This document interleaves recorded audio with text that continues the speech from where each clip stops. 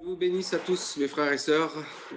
Soyez les bienvenus. Aujourd'hui, on va donc continuer notre étude sur l'évangile de Jean et aujourd'hui, on va regarder le chapitre 16. Avant de commencer, on va prier, on va remercier le Seigneur, lui demander de nous accompagner et de nous conduire par son Esprit Saint. Seigneur de gloire, je te rends grâce et je te remercie. Merci pour ta bonté et ton amour, Seigneur. Merci pour ta présence au milieu de nous en cet instant. Seigneur, tu es là avec nous, Seigneur. Conduis-nous en cet instant à travers ta parole et conduis-nous avec ton Esprit Saint, Seigneur, par ton Esprit Saint en toutes choses, Seigneur. Aide-nous à comprendre ta parole et à garder dans nos cœurs, Seigneur, tout ce que tu veux nous donner aujourd'hui, Seigneur. Merci, mon roi, pour toutes choses que tu fais, Seigneur. Bénis chaque frère et chaque sœur qui va regarder cette vidéo, Seigneur, en cet instant. Je te rends grâce au nom de Jésus. Amen. Amen, alléluia. Donc, on va regarder le chapitre 16 de l'évangile de Jean. Je vous invite à prendre vos Bibles dans Jean au chapitre 16.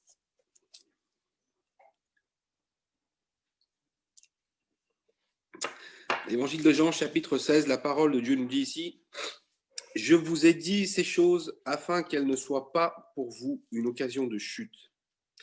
Ils vous excluront des synagogues, et même l'heure vient où quiconque vous fera mourir croira rendre un culte à Dieu. Et ils agiront ainsi parce qu'ils n'ont connu ni le Père ni moi. Je vous ai dit ces choses afin que lorsque l'heure sera venue, vous vous souveniez que je vous les ai dites. Je ne vous ai pas parlé dès le commencement parce que j'étais avec vous. Maintenant, je m'en vais vers celui qui m'a envoyé, et aucun de vous ne me demande où vas-tu. Mais parce que je vous ai dit ces choses, la tristesse a rempli votre cœur. Cependant, je vous dis la vérité, il vous est avantageux que je m'en aille, car si je ne m'en vais pas, le Consolateur ne viendra pas vers vous. Mais si je m'en vais, je vous l'enverrai. Et quand il sera venu, il convaincra le monde en ce qui concerne le péché, la justice et le jugement. En ce qui concerne le péché, parce qu'il ne croit pas en moi. La justice, parce que je vais à mon Père et que vous ne me verrez plus. Le jugement, parce que le prince de ce monde est jugé. J'ai encore beaucoup de choses à vous dire, mais vous ne pouvez pas les porter maintenant. Quand le Consolateur sera venu, l'Esprit de vérité, il vous conduira dans toute la vérité, car il ne parlera pas de lui-même, mais il dira tout ce qu'il aura entendu. Et il vous annoncera les choses à venir. Il me glorifiera parce qu'il prendra de ce qui est à moi et vous l'annoncera. Tout ce que le Père a est à moi. C'est pourquoi j'ai dit qu'il prend de ce qui est à moi et qu'il vous l'annoncera. Encore un peu de temps et vous ne me verrez plus, et puis encore un peu de temps et vous me verrez, parce que je vais au Père. » Là-dessus, quelques-uns de ses disciples dirent entre eux: « Que signifie ce qu'il nous dit? Encore un peu de temps et vous ne me verrez plus, et puis encore un peu de temps et vous me verrez. Et parce que je vais au Père. » Il disait donc: « Que signifie ce qu'il dit? Encore un peu de temps. Nous ne savons de quoi il parle. » Jésus connut qu'ils voulaient l'interroger et il leur dit: « Vous vous questionnez les uns les autres sur ce que j'ai dit, encore un peu de temps et vous ne me verrez plus. Et puis encore un peu de temps et vous me verrez. En vérité, je vous le dis, vous pleurerez et vous vous lamenterez, et le monde se réjouira. Vous serez dans la tristesse, mais votre tristesse se changera en joie. La femme, lorsqu'elle enfante, éprouve de la tristesse parce que son heure est venue. Mais lorsqu'elle a donné le jour à l'enfant, elle ne se souvient plus de la souffrance à cause de la joie qu'elle a de ce qu'un homme est né dans le monde. Vous donc aussi, vous êtes maintenant dans la tristesse, mais je vous reverrai, et votre cœur se réjouira. Et nul ne vous ravira votre joie. En ce jour-là, vous ne m'interrogerez plus sur rien. En vérité, je vous le dis, ce que vous demanderez au Père en mon nom, il vous le donnera. Jusqu'à présent, vous n'avez rien demandé en mon nom. Demandez et vous recevrez, afin que votre joie soit parfaite. Je vous ai dit ces choses en parabole. L'heure vient où je ne vous parlerai plus en parabole, mais où je vous parlerai ouvertement du Père. En ce jour, vous demanderez en mon nom, et je ne vous dis pas que je prierai le Père pour vous, car le Père lui-même vous aime parce que vous m'avez aimé et que vous avez cru que je suis sorti de Dieu. Je suis sorti du Père et je suis venu dans le monde. Maintenant, je quitte le monde et je vais au Père. » Ses disciples lui dirent: « Voici, maintenant tu parles ouvertement et tu n'emploies aucune parabole. Maintenant, nous savons que tu sais toutes choses et que tu n'as pas besoin que personne t'interroge. C'est pourquoi nous croyons que tu es sorti de Dieu. » Jésus leur répondit: « Vous croyez maintenant. Voici l'heure vient, et elle est déjà venue, où vous serez dispersés, chacun de son côté, et où vous me laisserez seul. Mais je ne suis pas seul, car le Père est avec moi. Je vous ai dit ces choses afin que vous ayez la paix en moi. Vous aurez des tribulations dans le monde, mais prenez courage, j'ai vaincu le monde. Amen. Gloire au Seigneur. Donc on a vu depuis plusieurs chapitres que le Seigneur, après avoir s'être présenté au monde et avoir fait beaucoup de miracles et accompli beaucoup de choses qui prouvaient qu'il était Dieu incarné dans la chair, après cela, il s'est mis à parler à ses disciples. Depuis quelques chapitres, on voit l'enseignement qu'il donne spécialement à ses disciples, aux apôtres. Et on voit aussi à quel point il veut les avertir de ce qui va arriver et leur donner la tranquillité, leur donner la paix avant que les choses arrivent. Et encore une fois dans ce chapitre, maintenant, c'est la dernière fois, donc, il parle ainsi à ses disciples, avant la crucifixion. Encore une fois, il leur donne ici la paix et il leur promet la tranquillité parce qu'il les avertit d'avance de ce qui va arriver. Le chapitre 16 commence avec ces versets. Je vous ai dit ces choses afin qu'elles ne soient pas pour vous une occasion de chute. Ils vous excluront des synagogues et même leur vient ou quiconque vous fera mourir croira qu'il rendra un culte à Dieu. Il les avertit en vérité de ce qui va se passer. Il les prévient afin que lorsque les choses arrivent, ils puissent se dire le Seigneur nous avait mis en garde, le Seigneur nous avait prévenu, le Seigneur nous avait permis de nous préparer. Mais aussi le Seigneur va leur donner la force pour surmonter toutes les épreuves. Là, il leur dit il les prévient maintenant afin qu'il ne soit pas une occasion de chute pour eux. Ils savaient qu'ils allaient être persécutés au nom de Jésus. Et c'est ce qui va leur arriver.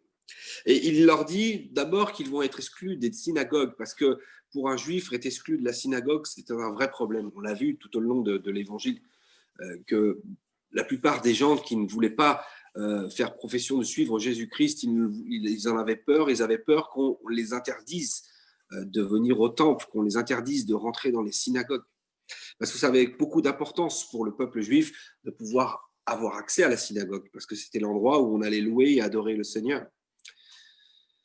Alors, il les a prévenus tout de suite de cela, en leur disant, ils vous excluront des synagogues. Et même, il leur dit, l'heure vient où quiconque vous fera mourir croira rendre un culte à Dieu. Carrément, il leur explique. Donc, on voit ici le zèle que peuvent avoir ceux qui ont persécuté les chrétiens, ou qui persécutent encore aujourd'hui les chrétiens, puisqu'ils croient rendre un culte à Dieu. Ils croient faire quelque chose pour Dieu. Donc, ils le font avec zèle. Et il les prévient que les mettre à mort pourrait, pour certains, leur sembler être rendre un culte à Dieu. C'est ce qui va se passer, puisque regardez par exemple Paul, Saul de Tarse, qui a persécuté les chrétiens et qui les a poursuivis pour les emprisonner ou les mettre à mort. Celui-ci croyait rendre un culte à Dieu. Saul de Tarse croyait être zélé pour le Seigneur et avancer pour lui et combattre les chrétiens en faisant une bonne chose pour Dieu. Mais il était dans l'erreur. Et aujourd'hui encore, beaucoup continuent encore, même à mettre à mort des chrétiens en croyant rendre un culte à leur propre Dieu. Mais ils sont évidemment dans l'erreur. Et tout cela va arriver après que le Seigneur, lui, sera pris et sera crucifié. Tout cela va arriver pour les disciples et pour les apôtres et pour les chrétiens qui vont suivre ensuite. Mais le Seigneur les a mis en garde. Verset 3, et ils agiront ainsi parce qu'ils n'ont connu ni le Père et ni moi. Bien sûr que tous ceux qui vont faire cela, qui vont persécuter les chrétiens et qui vont les mettre à mort et qui vont les exclure, vont agir ainsi parce qu'ils ne connaissent pas Dieu, ni Jésus-Christ. Je vous ai dit ces choses afin que lorsque l'heure sera venue, vous vous souveniez que je vous les ai dites. Je ne vous ai pas parlé dès le commencement parce que j'étais avec vous. Il leur dit maintenant que c'est la fin, maintenant qu'il va aller à la croix et qu'il va être pris lui-même et qu'il va être crucifié et même torturé avant d'être crucifié. Il les prévient maintenant de ces choses-là. Et il leur dit, je ne vous ai pas parlé de ces choses-là dès le commencement parce que j'étais avec vous. Et parce que c'était le plus important que les disciples, les apôtres soient concentrés sur les enseignements que le Seigneur leur a donnés tout au long de son ministère, plutôt que de s'inquiéter de ce qui allait venir, des mauvaises choses qui allaient venir. Il a attendu donc la fin, il a attendu les derniers moments pour les prévenir de ces choses-là. Il ne leur a pas parlé avant, parce qu'avant, il était avec eux, il était comme un consolateur, puisque le Saint-Esprit est un autre consolateur, mais Jésus-Christ, homme, était aussi un consolateur, qui était là pour consoler, pour garder ceux qui croyaient vraiment en lui. Alors, tant qu'il était avec eux, il ne leur a pas parlé de ces choses, mais maintenant qu'il s'en va, maintenant qu'il va à la croix, il les prévient, il les avertit. Verset 5, maintenant je m'en vais vers celui qui m'a envoyé, et aucun de vous ne me demande où vas-tu? Mais parce que je vous ai dit ces choses, la tristesse a rempli votre cœur. Cependant, je vous dis la vérité, il vous est avantageux que je m'en aille, car si je ne m'en vais pas, le consolateur ne viendra pas vers vous. Mais si je m'en vais, je vous l'enverrai. Alors maintenant, le Seigneur leur dit qu'il s'en va clairement, il leur annonce clairement qu'il s'en va, qu'il va vers celui qui l'a envoyé, qu'il retourne à Dieu. Et aucun de vous ne me demande où tu vas, où vas-tu? Personne ne s'intéresse véritablement à où est-ce qu'il va vraiment. Parce que peut-être qu'ils n'ont pas encore saisi toute chose, mais là, ils ne s'intéressent pas à cela, mais ils sont tristes. Ils sont tristes parce qu'il faut bien comprendre, comme je l'ai souvent dit, que tout le peuple d'Israël attendait le Messie comme étant celui qui allait devenir roi d'Israël et par cette royauté, il allait libérer le peuple de l'esclavage dans lequel il était. Et là, à cette époque-là, ils étaient esclaves des Romains et ils s'imaginaient que le Messie qui allait venir allait être proclamé roi et qu'il allait conduire le peuple à se libérer du joug des Romains. Donc, tous n'ont pas compris ce que le Seigneur venait faire. En fait, le Seigneur est venu pour libérer l'humanité entière. Le Seigneur est venu pour donner la victoire en tant que roi des rois, et non pas seulement roi d'Israël, mais donner la victoire à tous les êtres humains dans toutes les générations, en sauvant le peuple, non pas de l'esclavage d'un peuple comme les Romains ou autres, mais en sauvant le peuple de l'humanité de l'esclavage du diable et de l'esclavage du péché. C'était bien plus fort. Mais pour l'instant, les disciples et les apôtres et tous ceux qui entendaient parler de Jésus-Christ ne comprenaient pas cela. Ils croyaient fortement que le Seigneur Jésus-Christ pourrait devenir le roi d'Israël qui allait les sauver. Mais maintenant, il est en train de leur dire qu'il s'en va et qu'il retourne de là d'où il vient, qu'il retourne au Père. Alors, ils ne lui demandent pas où il va, mais ils sont tristes. Ils sont tristes parce qu'ils s'attendaient à mieux que cela pour eux, et c'est ce qu'ils croient. Ils s'attendaient à ce que Jésus soit proclamé roi, à ce qu'il les sauve de l'esclavage. Ils s'attendaient à ce qu'il soit chef, et que eux soient les apôtres, les disciples du roi d'Israël. Mais il leur dit au verset 7, cependant, je vous ai dit la vérité, il vous est avantageux que je m'en aille. Il vaut mieux, en fait, que je m'en aille. Et le Seigneur essaye de leur faire comprendre ici, il vaut mieux que j'aille à la croix, et que je meure à la croix, et que je m'en aille. Car si je ne m'en vais pas, le consolateur ne viendra pas vers vous. Si je ne m'en vais pas maintenant, le Saint-Esprit ne pourra pas venir vers vous. Parce que pour l'instant, le Saint-Esprit agit à travers Jésus-Christ. Il est là, sous cette forme. Le consolateur actuel, c'est Jésus-Christ qui est en face d'eux. Donc il est avantageux pour nous tous qu'il s'en aille, parce que il va sauver l'humanité par son sacrifice, mais aussi parce que, étant maintenant dans le ciel, il va pouvoir envoyer le Saint-Esprit sur les croyants. Une autre forme que le Seigneur va prendre pour nous consoler et pour nous guider et pour nous rappeler toutes choses, comme il va l'expliquer dans ce chapitre. Donc il leur dit, il vous est avantageux, que je m'en aille, car si je ne m'en vais pas, le consolateur ne viendra pas vers vous, mais si je m'en vais, je vous l'enverrai. Encore une fois, là il dit qu'il va l'envoyer lui. Là où il avait dit que le Père l'enverrait, mais de toute façon c'est pareil, puisque Jésus est le Père. Verset 8, et quand il sera venu, il convaincra le monde en ce qui concerne le péché, la justice et le jugement. En ce qui concerne le péché, parce qu'il ne croit pas en moi, la justice, parce que je m'en vais à mon Père et que vous ne me verrez plus, le jugement, parce que le prince de ce monde est jugé. Alors là, il explique, comme je vous ai dit, dans ce chapitre, il les prévient de ce qui va se passer. Il les prévient qu'il s'en va, qu'il ne sera plus avec eux. Il les prévient qu'ils seront persécutés. Il les prévient qu'ils seront rejetés. Il les prévient qu'il y aura des problèmes pour eux, qu'ils seront même mis à mort. Mais il les avertit aussi qu'ils recevront l'aide du Saint-Esprit, qu'ils recevront le Saint-Esprit pour les aider à supporter et à continuer malgré tout. Et alors il leur parle du Saint-Esprit. Et il leur dit que quand il viendra, il convaincra ce monde. Parce que c'est le Saint-Esprit qui nous convainc à tous. Par son œuvre, par son action, à travers les croyants, nous pouvons recevoir l'Évangile. Si vous avez reçu le Seigneur un jour, c'est parce que quelqu'un rempli du Saint-Esprit vous a prêché la parole avec puissance. Et vous avez entendu la parole prophétique annoncée par un prédicateur qui vous a parlé de Jésus-Christ, qui vous a parlé de l'Évangile. Et ça vous a permis, tout d'abord, d'être convaincu d'être un pécheur. C'est pour ça qu'il dit « Il convaincra le monde en ce qui concerne le péché ». En ce qui concerne le péché, parce qu'il ne croit pas en moi. Parce que ne pas croire en Jésus-Christ, c'est ce qui est notre nature. Nous sommes pécheurs et nous ne voulons pas croire en Jésus-Christ. Nous ne nous intéressons pas à lui, parce que nous sommes dans le péché. Et nous préférons laisser nos péchés dans les ténèbres. Mais lorsque nous croyons en Jésus-Christ, lui qui est la lumière du monde, il éclaire nos ténèbres et il nous permet de comprendre qui nous sommes vraiment et ce que à quel point nous avons besoin de lui parce que nous sommes pécheurs. Donc, c'est le Saint-Esprit qui nous convainc de péché. Et s'il nous convainc de péché, c'est parce que jusque-là, nous n'avions pas cru en lui. Mais également, le Saint-Esprit va nous convaincre de péché et aussi en ce qui concerne la justice, parce que je m'en vais au Père, a dit le Seigneur, et que vous ne me verrez plus. Oui, parce qu'il s'en va maintenant.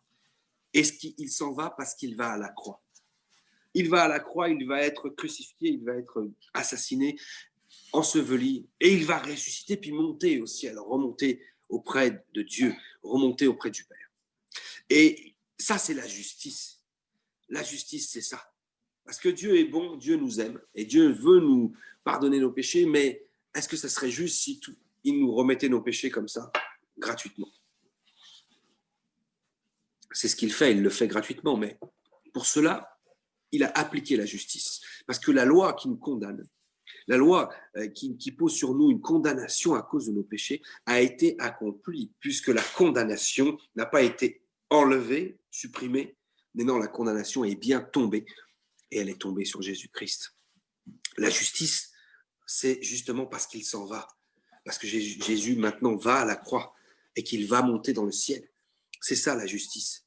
Le Saint-Esprit va convaincre le monde qu'il est pécheur, mais aussi que Jésus-Christ a accompli quelque chose pour le rendre juste. Donc le Saint-Esprit va convaincre en ce qui concerne le péché, la justice et le jugement, parce que le prince de ce monde est jugé. Bien entendu, à cette action puissante que le Seigneur va faire à la croix, le monde, le péché et le diable vont être jugés. Alléluia. Et ceux qui rejetteront justement Jésus-Christ, ceux qui ne croiront pas au Seigneur, seront jugés également. Amen. Mais le Saint-Esprit va convaincre, le Saint-Esprit à travers les croyants. C'est lui qui va convaincre le monde, ce monde, qu'il est pécheur, mais que le Seigneur a fait quelque chose.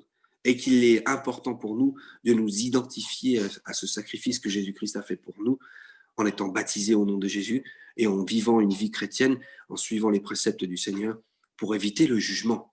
Mais le jugement ne tombera pas sur nous, puisque le jugement est tombé sur Jésus-Christ. Et le Saint-Esprit nous en convainc. Et nous sommes convaincus que nous avons le salut éternel, parce que le jugement qui devait tomber sur nous est déjà tombé, et il est tombé sur le Seigneur Jésus-Christ à la croix.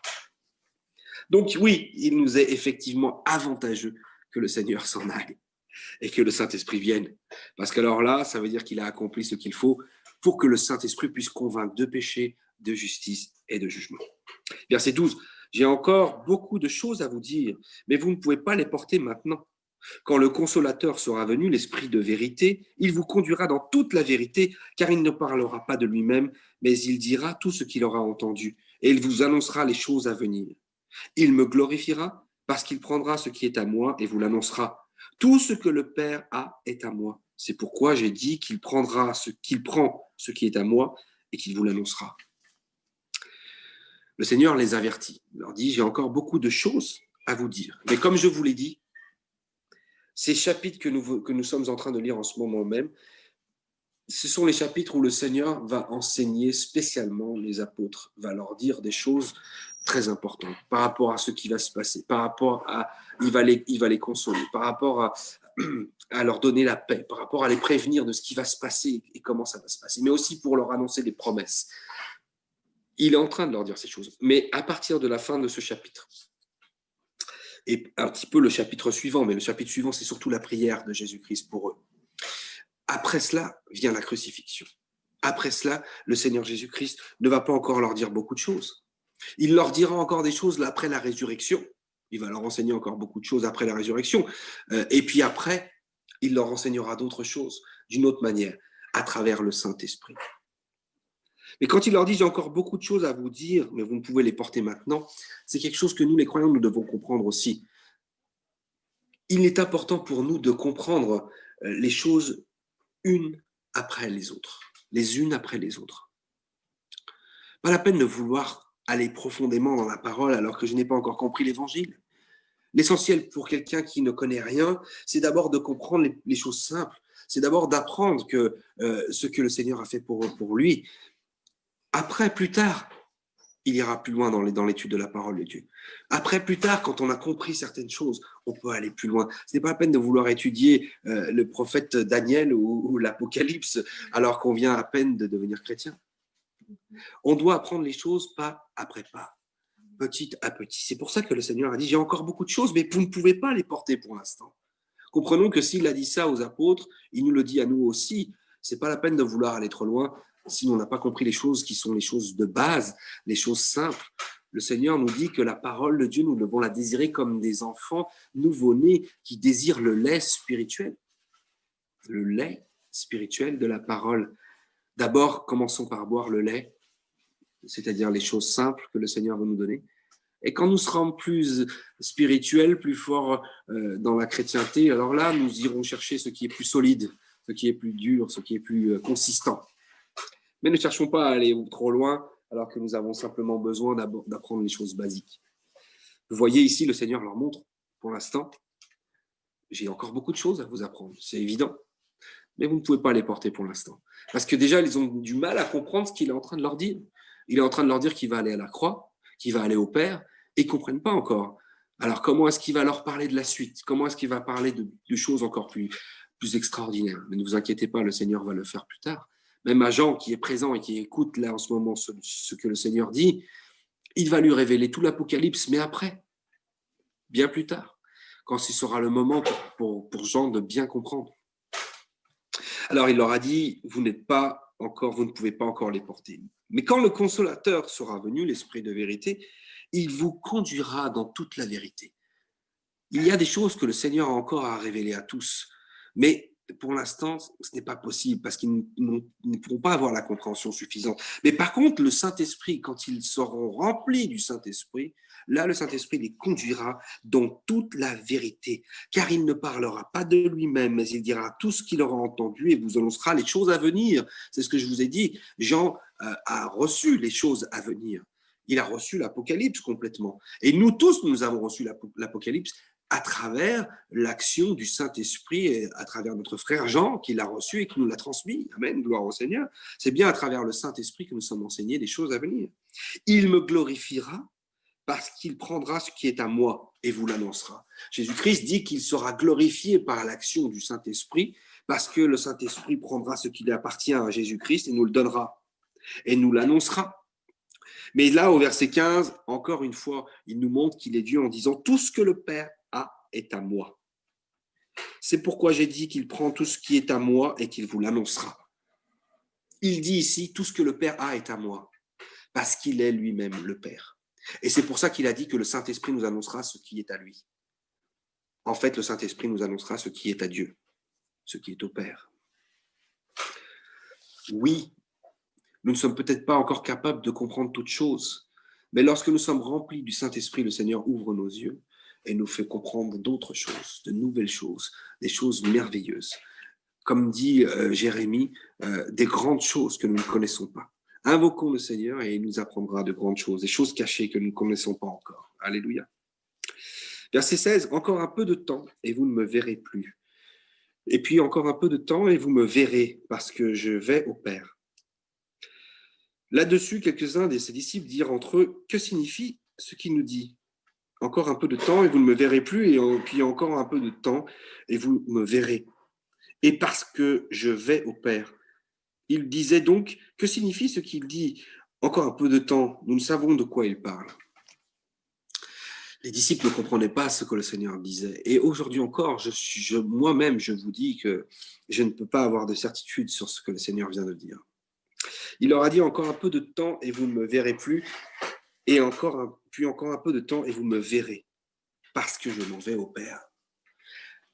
Il y a plusieurs significations à cette parole. Soit il leur parle du fait qu'il va partir parce qu'il va mourir, puisqu'il va à la crucifixion.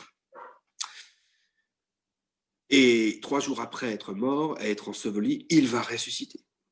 Donc, est-ce qu'il leur parle de ça, de la crucifixion et de la résurrection? C'est possible, puisqu'il leur dit un peu de temps, et vous ne me verrez plus. Dans un peu de temps, il sera mort, donc on ne le verra plus. Et donc, encore un peu de temps, et vous me reverrez. Et effectivement, quelques temps après, il va ressusciter, donc ils le reverront encore. Donc, il pourrait très bien parler ici de la crucifixion et de la résurrection. Autre chose, il pourrait parler de sa venue dans le Saint-Esprit. Effectivement, puisqu'il dit « et vous me verrez plus et vous me verrez parce que je vais au Père ». Il va mourir, il va être enseveli, il va ressusciter et il va monter au ciel. Mais il va revenir parce qu'il l'avait prévenu qu'il ne nous laisserait pas orphelins. Et il va revenir sous la forme du Saint-Esprit au jour de la Pentecôte. Alors peut-être, oui, vous ne me verrez plus, on va plus le voir parce qu'il va monter au ciel. Et puis après, vous me reverrez, mais pas avec vos yeux. Vous me reverrez à travers le Saint-Esprit. Vous me reverrez à travers les croyants remplis du Saint-Esprit et vous me reverrez en me sentant en vous lorsque je vous remplirai du Saint-Esprit. Il pourrait très bien donc parler ici de sa montée dans le ciel et de son retour sous la forme du Saint-Esprit. Mais il pourrait aussi parler de son retour qu'il va faire très bientôt lorsqu'il reviendra et qu'il nous prendra sur les nuées. Le retour du Seigneur Jésus-Christ que nous attendons tous maintenant. Il pourrait très bien parler de cela, puisqu'il dit encore un peu de temps, vous ne me verrez plus. Effectivement, il va monter, nous préparer une place dans le ciel. Et vous ne me verrez plus, et puis encore un peu de temps, et vous me verrez, parce qu'il va revenir, parce que le Seigneur Jésus-Christ revient, et il revient très bientôt. Amen. Donc il pourrait très bien parler aussi de cela, de son départ dans le ciel et de son retour sur les nuées, de son retour sur terre, qui va arriver, qui n'est pas encore arrivé, mais qui va arriver bientôt. Alors, là-dessus, les disciples, eux, ils n'ont pas bien compris de quoi il parlait, mais je vous avoue que, même encore aujourd'hui, on ne peut pas avoir de certitude sur ce qu'il a dit. Alors, au verset 19, Jésus connut qu'ils voulaient l'interroger. Il leur dit, vous vous questionnez les uns les autres sur ce que j'ai dit encore un peu de temps, et vous ne me verrez plus, et puis encore un peu de temps, et vous me reverrez. En vérité, je vous le dis, vous pleurerez, et vous vous lamenterez, et le monde se réjouira. Vous serez dans la tristesse, mais votre tristesse se changera en joie. Alors ici, ce qu'il leur rajoute peut nous faire penser que c'est la première solution qui expliquerait le passage précédent. C'est-à-dire que le Seigneur va mourir. Et cette mort va rendre tristes les disciples. Mais cette mort ne va pas rester, puisqu'au bout de 3 jours, le Seigneur va ressusciter. Et là, ils seront à nouveau dans la joie. Mais aussi, on peut penser que quand le Seigneur va partir, définitivement, qu'ils ne le verront plus, parce qu'après, il va ressusciter, certes, mais ensuite, il va remonter au ciel. Et les disciples vont être à nouveau tristes. Ils vont se retrouver seuls et puis ils vont s'enfermer à Jérusalem en attendant la promesse du Saint-Esprit. Mais pourquoi est-ce qu'ils vont s'enfermer? Alors que le Seigneur va leur dire avant de monter, allez par tout le monde prêcher la bonne nouvelle. C'est pas ce qu'ils vont faire, ils vont s'enfermer parce qu'ils vont être dans la tristesse, parce qu'ils vont être dans la peur. Mais le jour de la Pentecôte, ils vont recevoir le Saint-Esprit et là, leur joie va être immense. Et là, ils vont sortir et ils vont parcourir le monde pour prêcher la nouvelle de l'Évangile.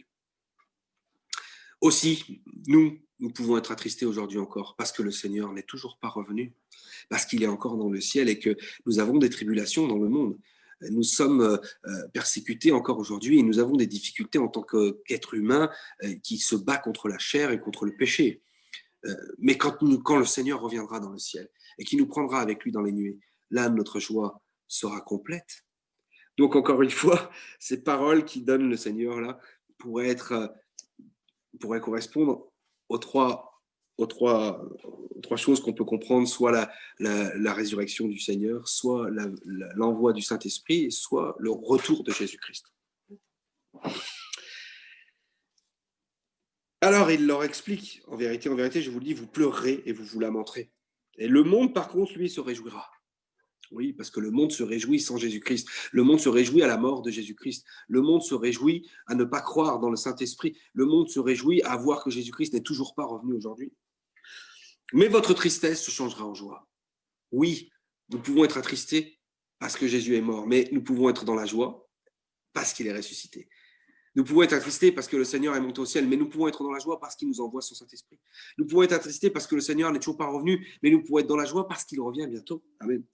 Et il compare cela en disant, au verset 21, la femme, lorsqu'elle enfante, éprouve la tristesse parce que son heure est venue. Mais lorsqu'elle a donné le jour à l'enfant, elle ne se souvient plus de sa souffrance à cause de la joie qu'elle a de ce qu'un homme est né dans le monde. Voilà une parfaite démonstration de ce qu'il est en train d'expliquer. Oui, c'est vrai, une femme, elle est triste, elle est dans la tristesse parce qu'elle va bientôt accoucher, parce qu'elle sait qu'elle va être dans la douleur, parce que ça va être difficile, elle ne sait pas comment ça va être, elle peut être un peu dans l'angoisse. Mais il est vrai, et je pense que toutes les femmes qui ont eu des enfants peuvent en témoigner, qu'une fois qu'elles ont accouché, c'est terminé. Elles ont oublié les souffrances qu'elles ont eues jusque-là parce qu'elles sont avec leur bébé et qu'elles sont dans la joie qu'un enfant est né. Amen. Verset 22. Vous donc aussi, vous êtes maintenant dans la tristesse, mais vous me reverrez, et votre cœur se réjouira, et nul ne vous ravira votre joie. Et le Seigneur termine en leur disant cela, en leur disant, c'est vrai, vous êtes dans la tristesse maintenant, mais vous me reverrez, et vous vous réjouirez, et votre cœur se réjouira, et nul ne vous ravira votre joie. Personne ne peut nous enlever notre joie, nous les chrétiens, parce que nous connaissons le Seigneur, parce que nous savons qu'il est vivant, et parce que nous savons qu'il revient, et parce qu'il est en nous. Personne ne peut enlever cette joie merveilleuse que nous avons, nous les chrétiens. Verset 23, en ce jour-là, vous ne m'interrogerez plus sur rien. En vérité, je vous le dis, ce que vous demanderez au Père en mon nom, il vous le donnera. Jusqu'à présent, vous n'avez rien demandé en mon nom. Demandez et vous recevrez afin que votre joie soit parfaite. Voilà encore un sujet de joie pour nous, les chrétiens, c'est de demander au Seigneur ce qu'on a besoin au nom de Jésus. Parce que nous voyons accomplir les prières que nous demandons au Seigneur, au nom du Seigneur. Le Seigneur leur dit, vous n'avez jusqu'à présent rien demandé en mon nom. Demandez et vous recevrez afin que votre joie soit parfaite. Rien de plus merveilleux que de demander au Seigneur quelque chose au nom de Jésus et de le recevoir. Parce qu'aujourd'hui, nous marchons par la foi. Nous n'avons pas vu le Seigneur devant nous. Nous ne l'avons pas vu non plus ressusciter, comme les apôtres ont pu le voir ressusciter. Nous ne l'avons pas vu accomplir les miracles, nous n'avons pas vu toutes ces choses-là. Mais nous croyons en lui. Et nous croyons par la foi sans l'avoir vu. Et nous sommes bien heureux d'après la parole. Mais lorsque nous prions au nom du Seigneur Jésus-Christ et que le Seigneur nous exauce, notre foi grandit et notre joie est parfaite. Ma joie à moi est parfaite lorsque le Seigneur m'accorde une prière, répond à une prière, exauce une de mes prières que j'ai faites au nom de Jésus. Ma joie est parfaite à ce moment-là parce que je sais que je ne me suis pas trompé. Je sais en qui je crois. Je sais que mon Rédempteur est vivant et qu'il agit et qu'il répond aux prières. Et notre joie est parfaite grâce à ça. C'est pour ça, frères et sœurs, n'hésitez jamais à prier au nom de Jésus, parce que lorsque vous recevrez, votre joie sera complète et parfaite. Verset 25, je vous ai dit ces choses en parabole. L'heure vient où je ne vous parlerai plus en parabole, mais où je vous parlerai ouvertement du Père. En ce jour, vous demanderez en mon nom, et je ne vous dis pas que je prierai le Père pour vous, car le Père lui-même vous aime, parce que vous m'avez aimé et que vous avez cru que je suis sorti de Dieu. Je suis sorti du Père et je suis venu dans le monde. Maintenant, je quitte le monde et je vais au Père. Là, le Seigneur nous fait une explication extraordinaire. Il leur dit qu'il leur a parlé en parabole jusqu'à maintenant. C'est vrai que le Seigneur a donné beaucoup de paraboles. Et le Seigneur Jésus-Christ a pris beaucoup de soin à donner beaucoup de paraboles pour faire comprendre sa parole à tous. Une parabole, c'est une histoire simple qui nous permet de comprendre par un raisonnement simple, avec une démonstration d'une histoire qu'on arrive à comprendre facilement, pour nous expliquer quelque chose de plus compliqué, pour nous expliquer et nous montrer quelque chose qu'on a besoin de comprendre, mais qui serait trop difficile à expliquer si on ne l'expliquait pas avec une histoire facile. Et le Seigneur est un professionnel pour ça. Il a dit beaucoup de choses en parabole. Et il a montré qui il était, en fait, à travers ces paraboles. Mais il dit maintenant, je ne vous parlerai plus de cette manière-là, et je vous parlerai ouvertement du Père. Et c'est ce qu'il a fait quelque part dans les chapitres précédents et dans ce chapitre-là encore. Il leur parle ouvertement. Il leur dit qui il est. En ce jour, vous demanderez en mon nom, et je ne vous dis pas que je prierai le Père, car le Père lui-même vous aime, parce que vous m'avez aimé et que vous avez cru que je suis sorti de Dieu. En gros, il leur dit ici qu'il ne sera plus nécessaire que lui, il prie. Parce que là, il va prier encore. Le chapitre suivant, c'est un chapitre dédié à la prière que le Seigneur Jésus-Christ va faire pour nous tous, pour les apôtres, pour les disciples et pour nous, les chrétiens. Mais il ne le fera plus là, parce qu'il vient du Père et il retourne au Père. Jésus, cet homme qui est là devant eux, est sorti de Dieu et il retourne à Dieu. Pour l'instant qu'il est sorti de Dieu, il prie parce qu'il est un homme, mais il retourne à Dieu. Et c'est Dieu maintenant qui va répondre à nos prières. C'est pour ça qu'il leur dit ça. Je ne prierai plus le Père pour vous, car le Père lui-même vous aime. Parce que vous m'avez aimé et que vous avez cru que je suis sorti de Dieu. Parce que nous avons compris et nous avons cru que Jésus est Dieu. Alors c'est Dieu qui répondra à nos prières quand nous nous adresserons à lui au nom de Jésus. Je suis sorti du Père et je suis venu dans le monde. Maintenant je quitte le monde et je vais au Père. Comprenons cela. Ses disciples lui dirent, voici maintenant tu parles ouvertement. Ils ont compris. Il vient de leur dire une chose, leur dire, je ne vous parlerai plus en parabole, mais je vous parlerai ouvertement du Père. Et il vient de leur dire une chose, je viens du Père et je retourne au Père. Il vient de leur expliquer clairement les choses. C'est plus moi qui prierai pour vous lorsque vous demanderez au nom de Jésus quelque chose, mais c'est le Père directement qui vous répondra. Parce que je suis sorti du Père et que je retourne dans le Père. Et là, ils ont compris, tu ne nous parles plus maintenant en parabole, tu nous parles ouvertement. Tu nous dis directement les choses. Tu n'emploies plus aucune parabole. Maintenant, nous savons que tu sais toutes choses. Maintenant, nous savons que tu sais toutes choses. Qui sait toutes choses? Et que tu n'as pas besoin que personne t'interroge. C'est pourquoi nous croyons que tu es sorti de Dieu. Ils ont compris que maintenant le Seigneur, ça y est, il ne parle plus en parabole, mais il parle ouvertement du Père. Il est sorti du Père. Il est la parole de Dieu. Notre parole sort de nous-mêmes, mais elle est nous-mêmes. Jésus-Christ est sorti de Dieu et il retourne à Dieu maintenant. Et ils ont compris cela.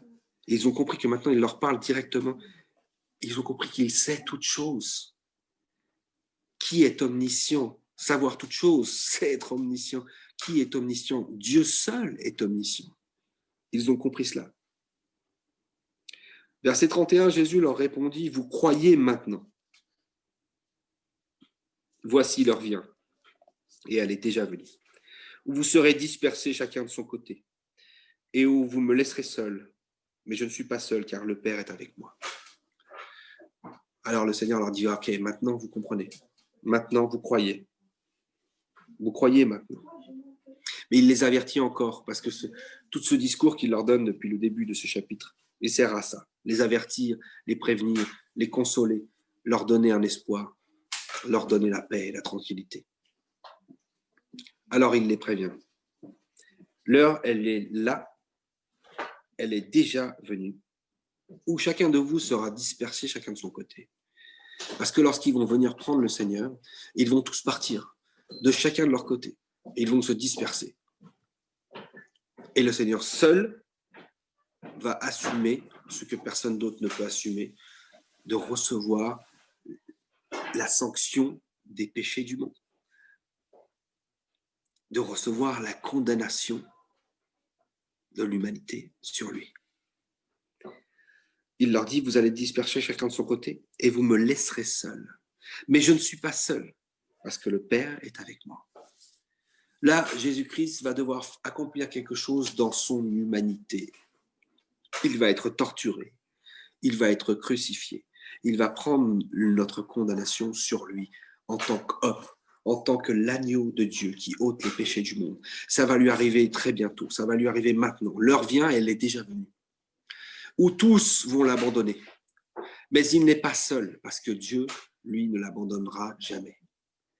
Le Seigneur a la force parce qu'il est le Dieu Tout-Puissant. Mais là, dans son humanité, il va devoir passer par l'épreuve la plus difficile, la plus extraordinaire aussi.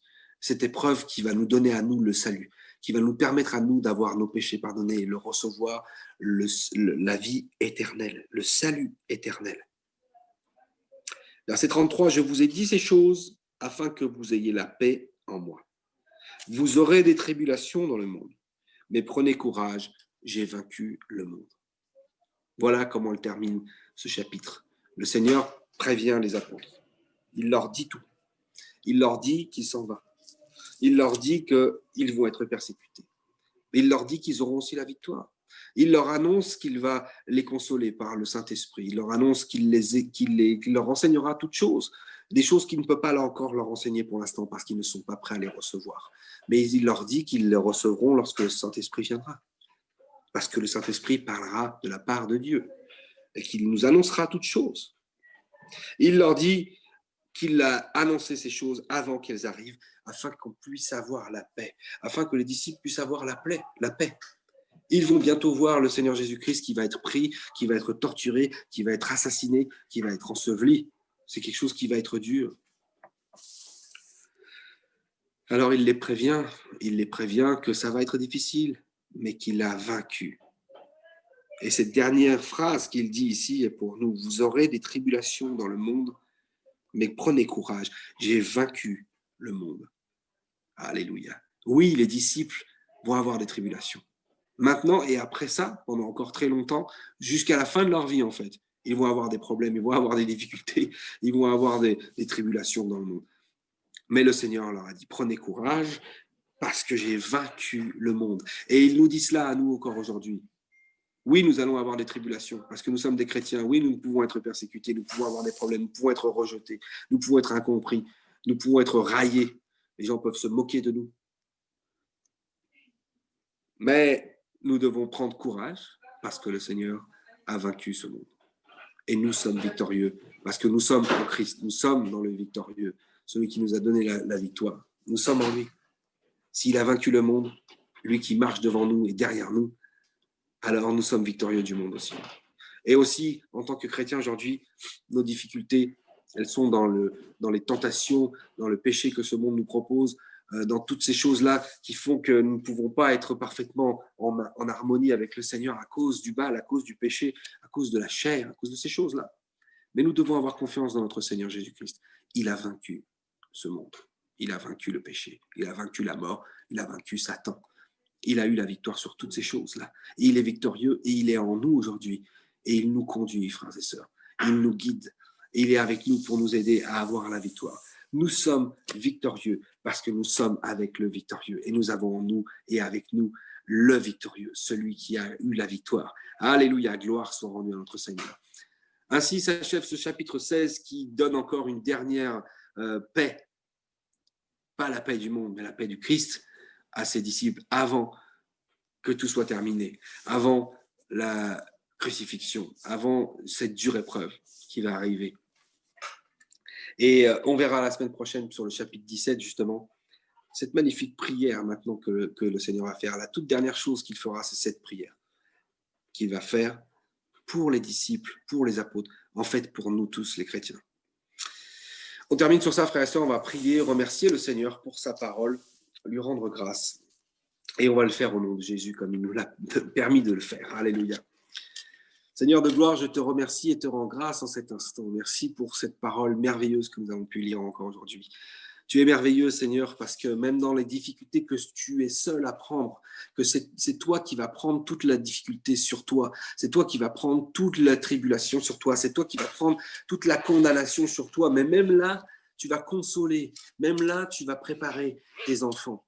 Tu as préparé tes disciples. Tu as préparé les apôtres à cette difficulté et à toutes les difficultés que nous allons avoir, nous tous dans notre vie chrétienne, jusqu'à ce que tu reviennes nous chercher, Seigneur.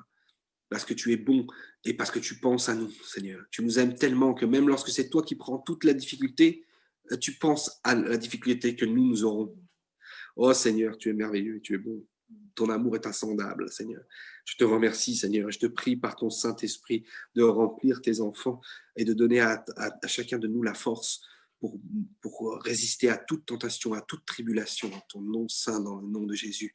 Merci, mon Seigneur, pour tous ceux qui écouteront cette parole que nous avons partagée aujourd'hui, Seigneur, que tout le monde puisse recevoir quelque chose de ta part et recevoir la vie, Seigneur, parce que tu es la vie. Je te rends grâce, oh mon roi, et je te remercie en cet instant, dans le nom de Jésus. Amen. Que Dieu vous bénisse.